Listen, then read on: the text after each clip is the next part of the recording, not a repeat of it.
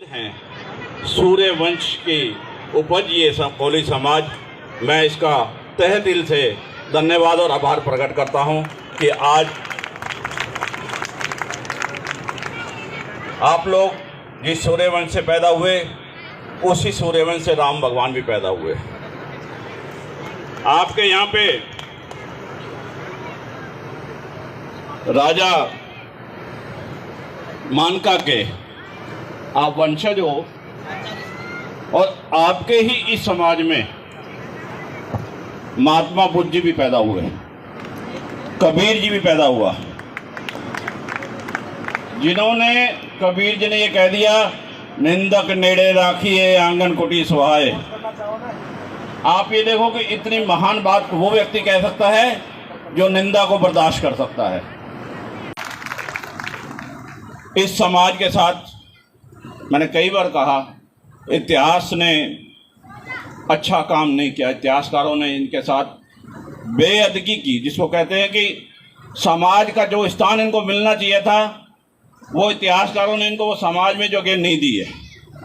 क्योंकि समाज में हमेशा उन व्यक्तियों को तवज्जो मिलती है जो ऊपर बैठे हुए हैं, लेकिन इस समाज को जो बहुत ऊपर बैठा हुआ था, जो सूर्यवंशी से उत्पन्न हुआ था, और फिर उनके बाद इनके साथ ये हाल हुआ, तो ये कहाँ हुआ? क्या कहीं तो कमी रही होगी ना किसी की, या तो उनकी कमी रही जिन्होंने समाज का इतिहास लिखा, या हमारी कमी रही कि हम समाज को उस जगह रोक नहीं पाए। क्योंकि शिखर पे चढ़ जाना एक आसान बात है, लेकिन शिखर पे टिके रहना बहुत मुश्किल काम है।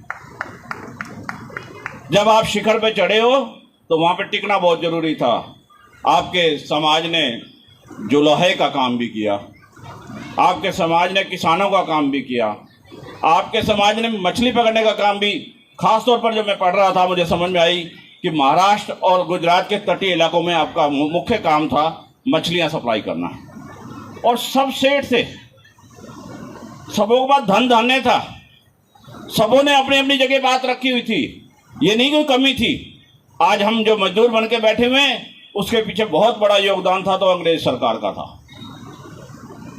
आप लोग सबसे ज्यादा अमीर और किसान के बेटे थे, आप लोगों के पास सबसे ज्यादा जमीन थी जोतने के लिए, लेकिन अंग्रेजों की सरकार ने क्या किया?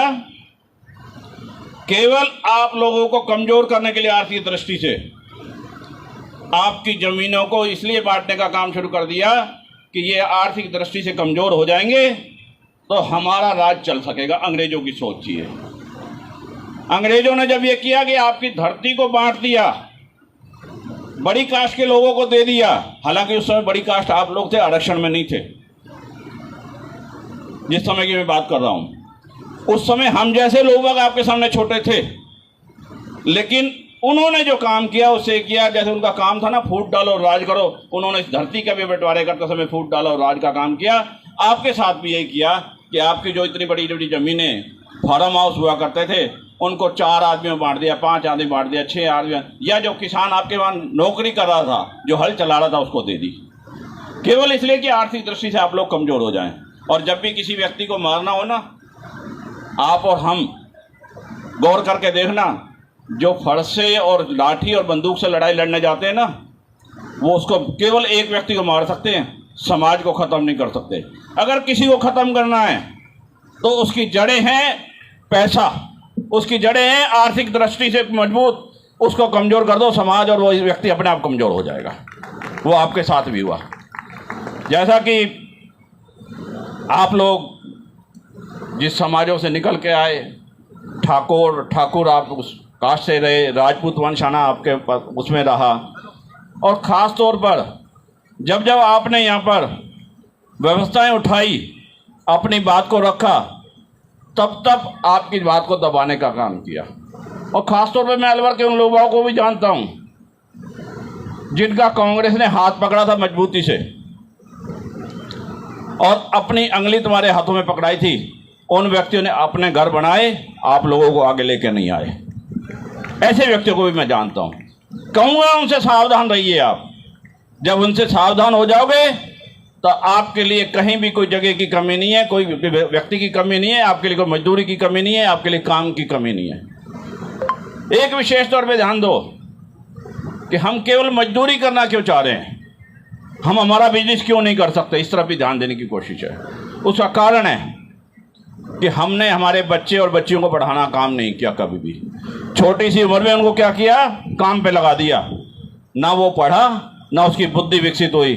कई बार कहते हैं ना, आप देखो मजदूरी जो अपने घरों में करें उनसे पूछ लेना, बता देंगे, अरे भैया इसकी तो सिर पे परात रख रख के इसकी बुद्धि खत्म कर दी। यही हुआ ना। तो जब हमने अपनी बुद्धि खुद खत्म कर ली परात रख रख के, ये परात ढोने वाले हम क्यों जिंदगी और बने रहे, हम परात किसी के और पे सिर पे रखने वाले क्यों नहीं बन जाए, ऐसा काम क्यों नहीं करें। ऐसा काम तब होगा हम अपने बच्चे और बच्चियों को शिक्षा दें, हमारे बच्चों को आगे बढ़ाने का काम करें। इस देश में समाज ने जो भी सबसे ज़्यादा नुकसान हमारे इस देश में ख़ास तौर पे इस समाज का नुकसान किया, वो मुस्लिम समाज ने किया था, जो साम्राज्य की स्थापना करना इस देश में आए। उन्होंने जब जब उनको मौका मिला, जहाँ तक मुझे याद है शायद 1661 में पहला युद्ध आपके लालचंद कोहली जी ने अकबर खान के खिलाफ पहला युद्ध लड़ा। हालांकि उसमें कोहली समाज की हार हुई, लेकिन मुसलमानों को ये दिखा दिया, उनके दांतों तले चने चबा दिए लोहे के, कि हम भी ताकत रखते हैं, कमज़ोर नहीं बैठे हुए हम। जब ऐसे व्यक्ति हमारे बीच मौजूद हैं या मौजूद थे, तो फिर हम कहाँ कमज़ोर होते चले गए, हमने कहाँ पे गलती कर ली। क्योंकि इसमें आपके साथ अंग्रेज़ों ने एक राज और भी आपके साथ शिकायत करी, एक और काम किया आपको तोड़ने का। ख़ास तौर पर उस समय के युवाओं को नशे की हालत में ले गए कि ये नशा करेंगे, इनके घर कमज़ोर होंगे। जब घर कमज़ोर होंगे तो इनके घर में कहाँ कोई राजपूत पैदा होगा, कहाँ कोई ठाकुर पैदा होगा। जब ठाकुर पैदा होगा ही नहीं तो हमसे लड़ेगा क्या। ये कमजोरियां भी हमारे बीच में अंग्रेज़ों ने करके दी। हम चाहते हैं कि आप लोग आगे आओ। उसके बाद समय आया, इसी समाज ने, बड़े मुझे ताज्जुब हुआ इतिहास पढ़ते हुए कि सबसे ज़्यादा अगर अंग्रेज़ों से किसी ने टक्कर ली पहले दिन से लेकर आखिरी दिन तक, वो केवल कोहली समाज और सिख समाज था, तो तीसरा कोई समाज नहीं था। इसी कोहली समाज में से कुछ लोग वहाँ जो सिख धर्म की तरफ चले गए, जो अपने आप को बहादुर कहते थे, उन्होंने सिख धर्म भी अपनाया। उनको गुरु गोविंद सिंह ने रंगरेज का नाम दिया। भाई ये हमारे कपड़े हैं ना, ये रंग थे और हम तब केसरी कहलाते हैं, इनके बिना हम केसरी नहीं हैं। ऐसे देश के इतिहास का आपका जो पीछा वर्णन है। और जब कोली देवी आपके यहाँ पहली एक महिला हुई, उससे पहले, हालांकि मैं उस बात पे वापस चलूँगा बाद में, उसने अंग्रेज़ों के साथ अकेले युद्ध किया और लोगों को जोड़ने का काम किया। लेकिन जो वहाँ के सिपा सलार थे, वहाँ के जो राजा थे, बड़े लोग बाग थे, उन्होंने उसका सहयोग नहीं किया। 16 साल तक अकेली वो लड़की, अकेली वो औरत इन अंग्रेज़ों के साथ लड़ाई लड़ती रही। मैं यहाँ झलकारी बाई को भी नहीं भूलना चाहूँगा कि जिन्होंने अपने प्राण की रक्षा नहीं की, झांसी की रानी के प्राण की रक्षा की। उनका वेशभूषण धारण कर लिया और उनसे कहा आप गुप्त रास्ते से निकल जाओ, इन अंग्रेजों से लड़ाई मैं लड़ूंगी। उस समय वहाँ के अंग्रेज शासक ने यह कहा कि झलकारी बाई के जब उन्होंने हत्या कर ली, उनको शहीद कर लिया, तो उसने सलाम, अपनी टोपी उतारी और सलाम करते हुए कहा था, मैं तुम्हें सलूट करता हूँ। अगर तुम्हारी जैसी 1% महिला इस पूरे हिंदुस्तान में हो जाए, केवल 1%, हिंदुस्तान कभी गुलाम नहीं हो सकता और ये समाज कभी पीछे नहीं हट सकता। तो हम जब ऐसे देश के और ऐसे वीरांगनाओं के उपज हैं, उनके पुत्र हैं, पुत्रियां हैं, तो आज हमें शर्म आ रही थी। यहां पर कहने में केवल ये शर्म आ रही थी कि मेरा नाम क्या है, मेरा परिचय क्या है। अगर हमारे पास इतने वीरांगनाएं रहे, हमारे अंदर उनका खून है, तो फिर हमें शर्म किस बात की। जब हम किसी के घर जाके काम करते हैं तो उसे कहते हैं ना मेरा नाम ये है, मैं इतना पढ़ा लिखा हूं या पढ़ी लिखी हूं, तो यहां क्यों किस बात। ये तो समाज मेरा था खुद का, इस समाज के सामने कहने का अधिकार तो था ना हमको। लेकिन ये झिझक क्यों थी? हमने बच्चों को पढ़ाया नहीं। मैं बार बार उसी जगह आऊँगा कि जिस दिन इस समाज में शिक्षा का पूरा प्रचार प्रसार हो जाएगा, ये एक एक बच्चा इस मंच पे खड़ा होकर वो बात कह सकेगा जो आज ये कह नहीं पाए, अपना नाम तक नहीं बता पाए।